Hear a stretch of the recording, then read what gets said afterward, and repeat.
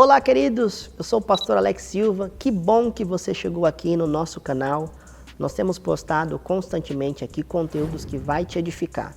Conteúdos de reflexão, pregações. São conteúdos que vão abençoar a sua vida.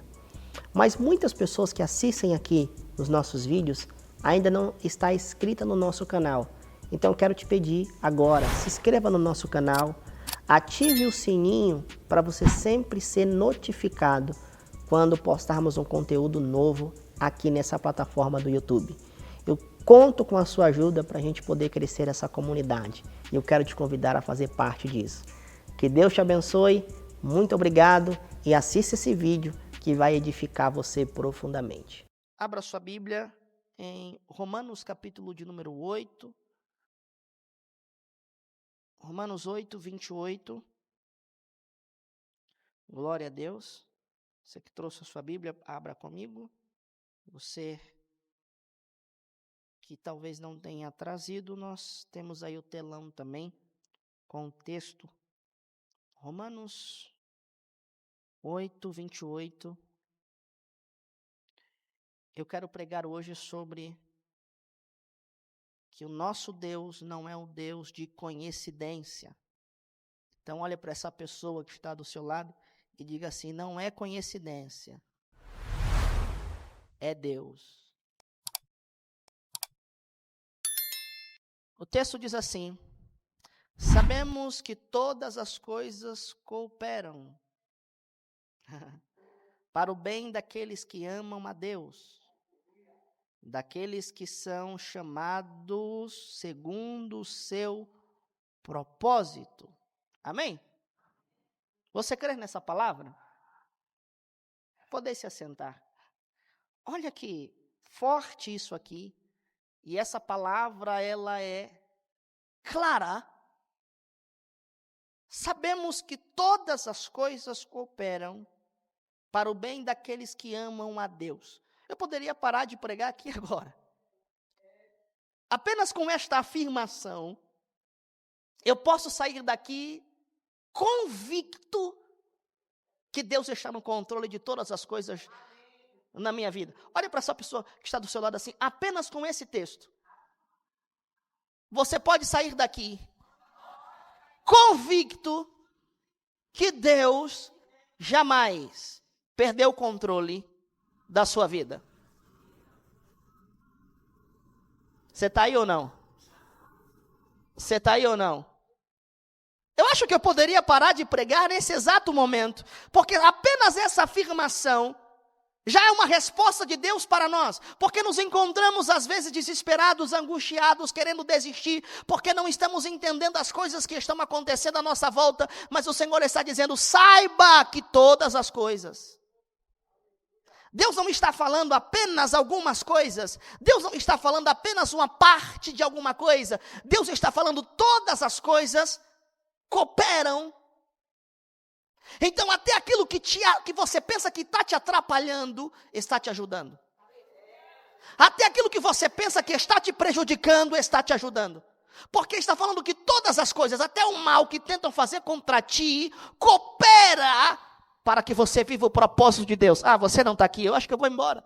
Vamos terminar o culto e vamos embora. Porque eu estou pregando para crentes vivos aqui hoje. Todas as coisas cooperam para o bem daqueles que amam a Deus, daqueles que são chamados segundo o seu propósito. Então aquilo que está acontecendo que você não entende, não é que Deus perdeu o controle, Ele está no controle disso. Aprenda, entenda, que nem tudo que acontece na sua vida é fruto do acaso, ou de alguma situação descontrolada e aleatória. Na Bíblia, a palavra coincidência não existe na boca de Deus. O que muitos chamam de sorte ou acaso, a palavra chama de propósito. Diga para esse irmão assim: tem um propósito. Nada é por acaso. Nada é sorte. O que Paulo escreve aos Romanos, aqui, é para mostrar um Deus que é soberano. Paulo está revelando a soberania de Deus sobre todas as coisas. Um Deus que é tão poderoso que até o que parecia dar errado, Ele usa para cumprir o seu propósito. Porque nada que acontece na nossa vida vai superabundar a soberania de Deus. Há uma música que diz que Deus não perde o controle. Aleluia. Às vezes nós perdemos o controle. Às vezes as coisas que acontecem à nossa volta parece bagunçado. E você diz assim: Senhor, mas eu te adoro. Deus diz assim: eu estou usando isso para poder te direcionar para aquilo que eu quero fazer na sua vida. Qual é o nosso papel quando estamos diante de uma situação que não entendemos? Confiarmos em Deus, mesmo sem entender. Isso é difícil, porque nós queremos explicação para tudo o que acontece na nossa vida, nós queremos uma explicação, e Deus diz assim: você vai precisar crer, mesmo sem entender. Você vai precisar acreditar, mesmo que você não compreenda as coisas que estão acontecendo à sua volta, você vai precisar crer que eu sou soberano. Eu já passei por coisas na minha vida que eu não entendi o motivo, eu não entendi o propósito naquele momento. Mas em todo momento, mesmo sem eu compreender nada, eu pude perceber a mão de Deus me direcionando. E aí o Senhor me fez entender isso, exatamente o que Paulo escreve aos Romanos: Deus é soberano. Pastor, mas está dando errado. A soberania de Deus está aí. Pastor, mas não aconteceu da forma como eu planejei. A soberania de Deus está aí.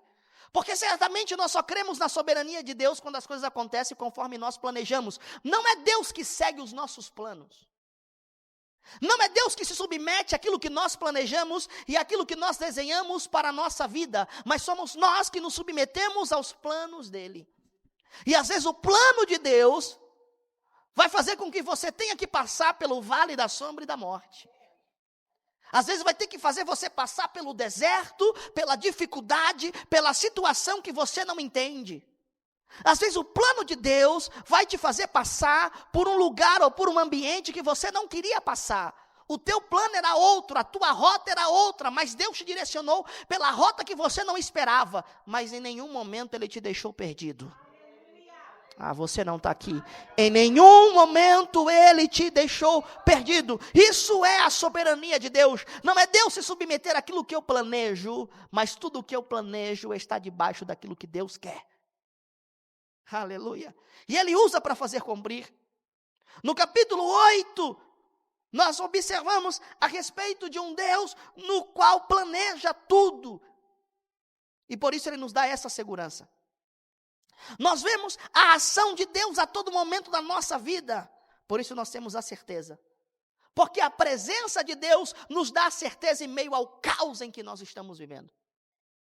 Às vezes nós estamos olhando para a tempestade que está à nossa volta. E essa tempestade nos assusta tanto que nós pensamos que o nosso barco vai naufragar. Mas aí, o meu papel nessa tarde como pregador do Evangelho é te fazer enxergar Jesus nessa tempestade. Olhe para essa pessoa que está do seu lado e diga assim: esfregue os olhos para ver Jesus no meio dessa tempestade. Aleluia. Nós podemos ver isso, um Deus que trabalha em meio ao caos, em meio à tempestade. E nós vamos encontrar diversos exemplos de pessoas que tiveram esse momento de extrema dificuldade, mas conseguiram enxergar lá na frente que tudo foi a mão de Deus. Podemos usar aqui o exemplo de José lá no Egito, podemos usar o exemplo de Moisés também no Egito, em que foi dado o decreto para morrer, mas Deus fez com que ele vivesse, e ele foi colocado dentro de um cesto às margens do rio Nilo, e Deus fez com que a filha de Faraó o encontrasse, e Moisés crescesse no palácio. Nós vamos encontrar o exemplo de Esté, que era uma hebreia, mas que foi parar no palácio, porque Deus tinha um propósito de usá-la lá naquele palácio. Nós vamos encontrar o maior exemplo de um Deus no meio do caos, que é de Jesus preso na cruz no Gólgota, e a imagem dele era uma imagem de derrota, de vergonha, de fracasso, mas era ali naquele momento, Deus em meio ao caos, que estava nos trazendo a redenção e a salvação eterna. Nós podemos enxergar um Deus que trabalha no meio do caos, e isso não é coincidência, é a mão do Senhor. Então aquilo que parece às vezes aleatório, na verdade é um roteiro que Deus escreveu para cumprir o propósito dele na sua vida. Então Deus não vai permitir que as tuas decisões sejam tomadas de maneira aleatória, mas com base naquilo que ele planejou para você. Então eu quero dividir essa mensagem aqui, alguns tópicos para você guardar. Primeiro, pegue isso aí. O plano de Deus não é aleatório, o plano de Deus é soberano. Quando Deus te escolheu, Deus não fechou os olhos e disse, eu vou ver quem é que eu vou escolher, e para onde o meu dedo apontar será essa pessoa. Não, Deus te escolheu de maneira intencional. E as coisas que Deus faz na sua vida, Deus não faz jogando sorte, Deus faz de forma intencional. Ele quer isso. Aleluia. Ele quer que seja dessa forma. Por quê? Porque Deus enxerga além do nosso momento. Deus enxerga além da nossa situação. Deus enxerga além daquilo que eu estou vivendo agora. Então existem dores que Deus permite, porque essas dores nos amadurecem. Existem dores que Deus quer que nós venhamos passar, porque essa dor vai nos tornar melhor. Às vezes Deus permite que o inimigo se levante contra nós, e Ele quer isso. Por quê? Porque tem gente que só melhora quando o inimigo se levanta. O que eu estou falando aqui é uma verdade que nos assusta, mas Deus, ele nos enxerga, e Ele nos vê por dentro e por fora, e Ele sabe aquilo que vai te potencializar, e Ele sabe aquilo que vai te atrasar. E às vezes tem coisas que vai nos potencializar, que vem parecendo que vai nos atrasar. Existem vitórias que vêm disfarçadas de derrota. Existem milagres que vêm disfarçados de momentos difíceis. Você precisa enxergar que a mão de Deus está nisso aí, porque Deus não faz nada na nossa vida de maneira aleatória, tem um propósito. Tem gente aqui que o inimigo precisa se levantar mesmo para você orar mais. Tem gente aqui que a tribulação tem que se reerguer mesmo para você buscar mais. Tem gente aqui que se ele não passar na prova, se ele não for provado por Deus, ele desiste da fé. Aí Deus diz assim, eu coloco a prova para amadurecer e potencializar a sua fé, porque eu sou Deus e eu sei do que você precisa. Estar debaixo da soberania de Deus é acreditar que Ele vai nos dar, não aquilo que nós queremos, mas aquilo que nós precisamos. Porque se Deus vai nos dar aquilo que nós queremos, o nosso querer é mau. A nossa vontade é mal. Porque tem coisas que são saborosas, mas nos prejudica. O meu filho tem 1 ano e 9 meses. E eu sei que ele gosta muito de doce, de chocolate. Se eu fizer tudo o que ele quer a todo momento, eu sei que isso pode matá-lo. Porque tem coisas que é saborosa, mas o excesso delas nos mata. E eu tenho que ensiná-lo a comer aquilo que às vezes ele não quer, mas que ele precisa. Deus sabe exatamente os nutrientes necessários para fortalecer a sua fé. Então, às vezes ele vai dizer para você assim, o que eu vou dar para você é maná, e o maná é suficiente. Mas o maná é a manifestação da soberania de Deus, e Deus diz assim, coma hoje, não guarda. Por quê? Porque amanhã eu vou trazer de novo. Eu estou te ensinando a viver na minha dependência. Eu estou te ensinando a viver debaixo das minhas mãos. Eu estou te ensinando a confiar em mim. Dizendo para você que eu não vou deixar de trazer amanhã aquilo que você precisa. Eu não vou deixar de trazer amanhã aquilo que é necessário para você atravessar esse deserto. Então o maná é a provisão de Deus para um momento de crise. Isso revela a soberania de Deus. Isso revela que Ele está no controle de todas as coisas, e as coisas que Ele faz na nossa vida não são coisas aleatórias, mas é um reflexo da sua soberania. Jeremias capítulo 29, versículo 11 diz, porque eu bem sei os pensamentos que penso sobre vós, diz o Senhor, pensamentos de paz e não de mal, para vos dar um futuro e uma esperança. Deus sabe o que está fazendo. Pastor, parece que Deus não sabe o que está realizando. Eu queria que Ele fizesse isso aqui agora. Eu precisaria que Ele fizesse exatamente o que eu estou pedindo. E Deus não fez. Será que Deus está perdido? Não, Deus, Ele sabe o que está fazendo. Eu estou pregando para alguém aqui nessa tarde. Deus sabe o que está fazendo. Deus não trabalha com improviso. Deus não é pego de surpresa. E talvez o que você chama de crise, Deus está chamando de caminho. É isso aí que você vai ter que passar mesmo. Passa por isso, mas passa me adorando. Passa por isso, mas passa me glorificando. Passa por isso, mas passa, aleluia, confiando que as minhas mãos estão sobre você. O que você chama de atraso às vezes, porque não chegou, porque não veio. Deus está chamando de preparo. E não é que Deus está preparando o que Ele precisa te dar, porque o que Ele precisa te dar, Ele já tem nas mãos. Mas Deus está preparando você com a ausência daquilo que Ele vai te dar. E às vezes a ausência das coisas que nós tanto desejamos é um momento de preparo que Deus está nos dando. Deus não prometeu um filho para Abraão, sim ou não? Você está aí, crente? Você está dormindo? O que está acontecendo? Deus não prometeu um filho para Abraão, sim ou não? Mas Deus deu na mesma hora que Ele prometeu? Deus fez Abraão passar por um momento de ausência. Mas aquele momento era um momento de preparo. Deus fez promessas. Deus deu um sonho para José. Mas até ele chegar na concretização do sonho, ele passou pela ausência. Às vezes nós queremos tanto que Deus nos dê algo imediatamente. E Deus não nos dá. Por quê? Porque esse período que você acha que Deus está atrasando em te dar alguma coisa, na verdade não é atraso, Ele está te preparando.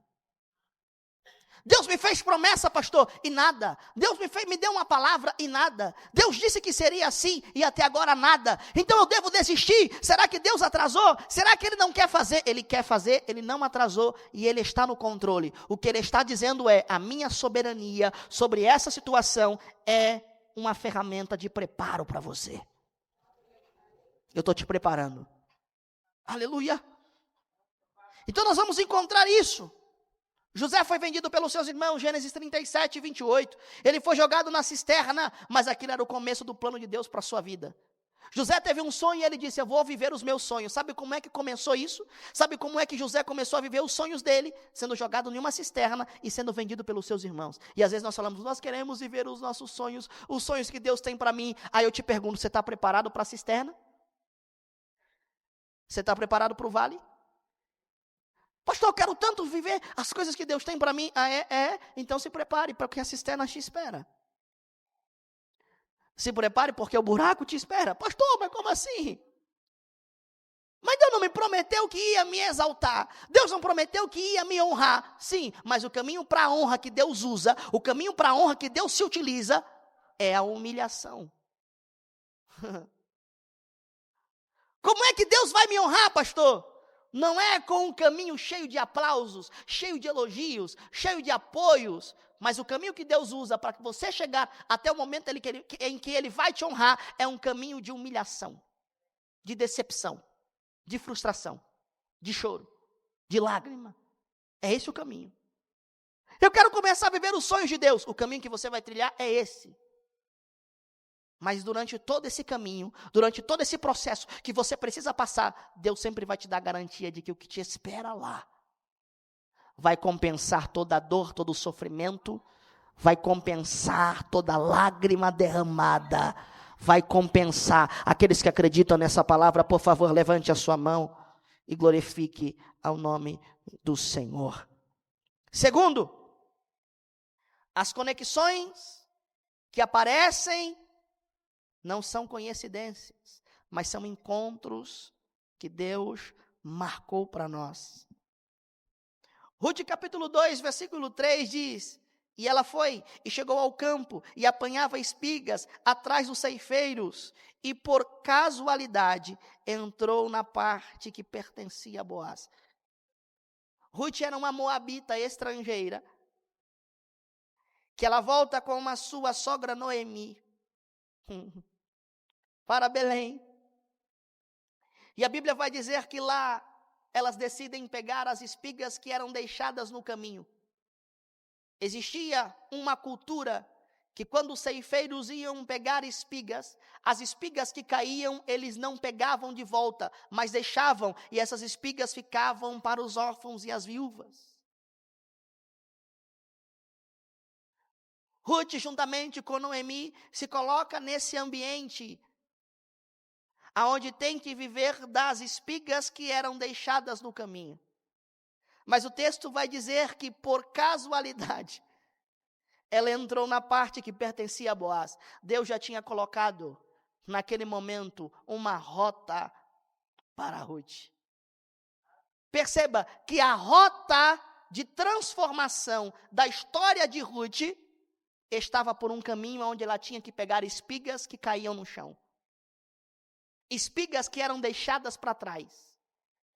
Espigas que eram deixadas para viúvas. Só que eu vim pregar nessa tarde dizendo para você que essa é a rota que Deus utiliza. E no GPS de Deus, o destino está exatamente no final, aonde você entende que aquilo que eu pensava que era algo aleatório, na verdade era Deus me apontando um destino de transformação. O que eu estou pregando essa noite é que para Ruth parecia ser apenas o momento onde ela estava colhendo alimentos. Mas Deus já tinha alinhado o encontro dela com Boaz. Boaz representa o resgatador de Ruth. E o que eu vim dizer para você é que as portas que Deus abre para você, às vezes, parece que são portas de frustração. Mas atrás dessa porta tem uma recompensa de Deus. Atrás dessa porta tem uma solução de Deus. Atrás dessa porta tem um encontro que Deus marcou com o seu destino, com a sua transformação. Você acredita nisso? Diga glórias ao nome do Senhor. Isso é tão poderoso, porque essa história de Ruth é a nossa história. Nós estávamos aí fora, colhendo as espigas que eram deixadas no chão, mas Deus usou essas espigas para nos trazer até o nosso resgatador, que é Cristo.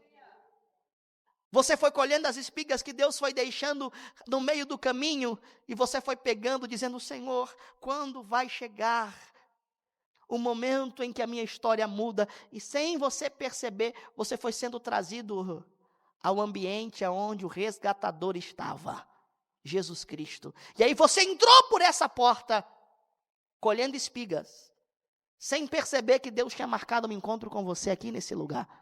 E aí quando você entrou aqui, você encontrou Jesus, e Jesus disse: fica tranquilo, eu vou resgatar você, eu vou mudar teu nome, eu vou te dar uma nova vida, eu vou te trazer uma esperança. Você acredita? Diga glórias ao nome do Senhor.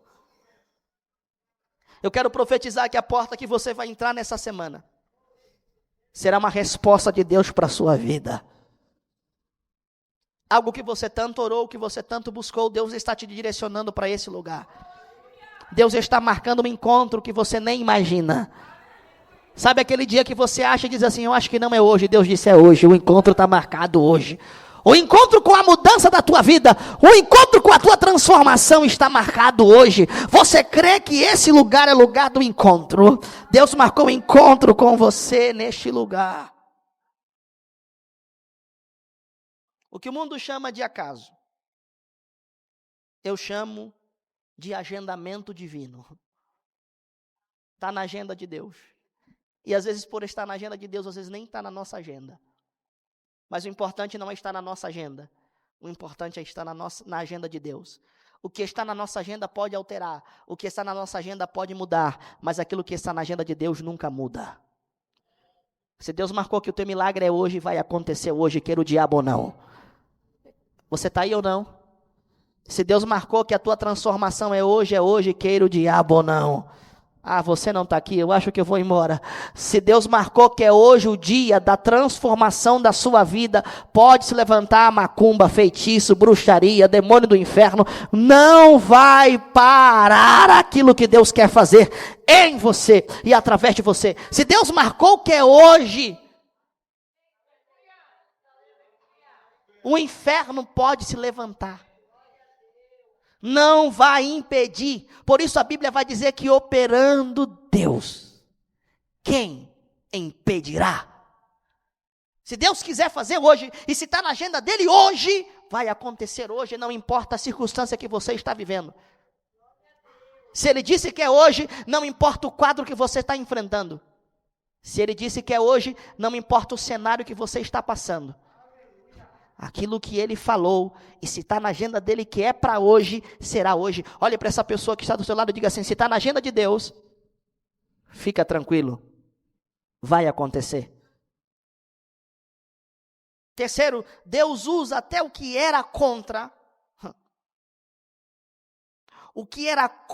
você, para cumprir o que ele tem para cumprir na sua vida. Então existem pessoas que pensam que estão jogando contra nós. Você está aí ou não? Tem pessoas que pensam que estão jogando contra nós. Mas na verdade, sem elas perceberem, elas estão jogando ao nosso favor. Gênesis 50, 20 diz: vós, na verdade, intentastes o mal contra mim, porém Deus tornou em bem, para fazer como se vê nesse dia, para conservar muita gente em vida. O inferno traça planos para poder nos paralisar. Mas Deus converte esses planos em uma maneira de nos fazer estar cada vez mais próximo do seu propósito. Então perceba que as coisas que acontecem na nossa vida para nos atrapalhar, na verdade, nos empurra para aquilo que Deus quer fazer. Eu posso te dar diversos exemplos na Bíblia. Um grande exemplo é que Lázaro morreu, mas Jesus disse: o nome do Senhor será glorificado nisso. Por quê, pastor? Porque as coisas que nós pensamos que vai nos paralisar, Deus usa isso para poder nos impulsionar. Então aquilo que era para te atrapalhar, vai te ajudar. Então não tenha medo. Pastor, estão se levantando contra a minha vida. Estão se levantando contra mim. Inventaram fofoca contra mim. Pastor, estão querendo me derrubar, estão querendo me destruir. Mas você percebeu que esses levantes te deixaram melhores? O diabo pensou que por conta do levante você ia desviar da igreja. Mas o que foi que aconteceu? Você começou a orar de madrugada. O diabo pensou que com os levantes você ia ficar paralisado. Mas o que aconteceu? Você se movimentou mais. O diabo pensou que levantando fofoca contra você, você ia ficar abatido, iria desistir da fé. Mas o que isso aconteceu? Te deu mais força para buscar ao Senhor. Então aquilo que era para te atrapalhar, não te atrapalha. Se Deus está na tua vida, aquilo que era para te bloquear, não te bloqueia. Se Deus está na tua vida, aquilo que era para te segurar, não te segura. Eu estou pregando para crente pentecostal aqui hoje. Se Deus é na sua vida, aquilo que era para te prender não te prende. Se Deus é na sua vida, prisão vira ambiente de propósito. Se Deus é na sua vida, cisterna vira ambiente de propósito. Se Deus é na sua vida, vale vira ambiente de propósito. Por quê? Porque não é o lugar aonde você está, mas é aquilo que você carrega. O que faz a diferença não é o lugar, mas é aquilo que você carrega. E o que você carrega dentro de você é um propósito de Deus. E o inimigo pode até usar o lugar para poder te derrubar, mas o propósito vai te colocar de pé. O propósito vai te fortalecer. Eu estou pregando para crente que acredita aqui. Por favor, levante a mão e faça barulho de glória a Deus e aleluia. Porque o diabo pensa que é o ambiente que nos controla, não é aquilo que nós carregamos. O diabo pensa que é o ambiente que nos paralisa, não é. O diabo pensa que é o ambiente que vai reger o nosso comportamento, não. É o propósito que está dentro de nós. E quando temos esse propósito, o ambiente responde ao propósito, e não o propósito ao ambiente. O ambiente vai responder ao propósito que Deus está gerando dentro de nós.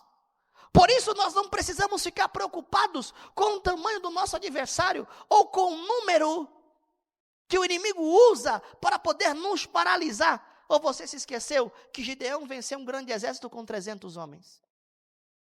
Ou você se esqueceu que Deus usou 4 leprosos para poder espantar um exército numeroso?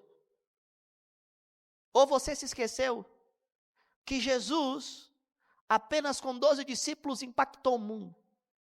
Ou você se esqueceu que a igreja começou com 120 pessoas orando por 10 dias, pedindo ao Espírito para ser derramado sobre eles. Não é o poder do lugar, nem o poder da quantidade, mas é o poder do propósito que está em você. E se o propósito está em você e está vivo em você, o ambiente responde ao propósito. As pessoas que estão inseridas nesse ambiente respondem ao propósito, mesmo que pareça que aquilo que elas estão fazendo contra nós é para nos matar. Não é para te matar, é para te deixar vivo. Você não está aqui. Não é para te destruir, meu irmão. Você não está pegando. Não é para te paralisar. A fofoca não te para. A macumba não te para. Quem tenta o mal contra você não te para. Pastor, estão se levantando lá no meu trabalho. Estão se levantando contra mim. Deixa se levantar. Quem está em você é maior. E o que está em você é maior. Aquilo que o diabo planejou para te enterrar, Deus vai usar como um solo fértil para o seu crescimento. Então aquilo que era para nos matar, nos ajuda. Há uma história de um cavalo que caiu dentro de um buraco.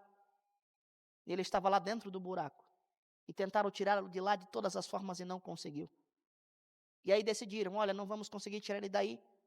Vamos acabar com o sofrimento dele. Vamos enterrá-lo aí, vivo. E aí começaram a jogar terra dentro do buraco para poder enterrar e matar o cavalo. Jogavam terra em cima do cavalo e quando a terra batia nele, ele balançava, a terra caía no chão e aí continuaram. E de repente, a terra que foi jogando sobre ele serviu como uma plataforma. E ele balançava e a terra caía no chão, e aquilo foi elevando o cavalo, elevando o cavalo, elevando o cavalo, elevando o cavalo, e de repente ele saiu de dentro do buraco com a terra que usaram para enterrá-lo. Não, você não está aqui.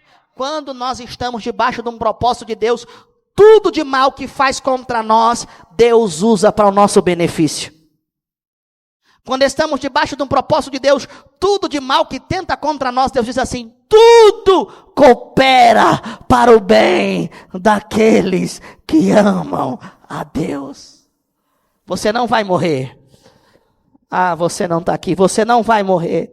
O mal que tenta contra você não vai te matar. O mal que tenta contra você não vai impedir da promessa de Deus se cumprir na sua vida. Então fica tranquilo.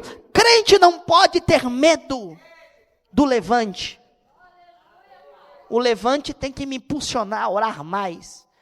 Porque se está se levantando, é porque algo Deus está fazendo ao nosso favor.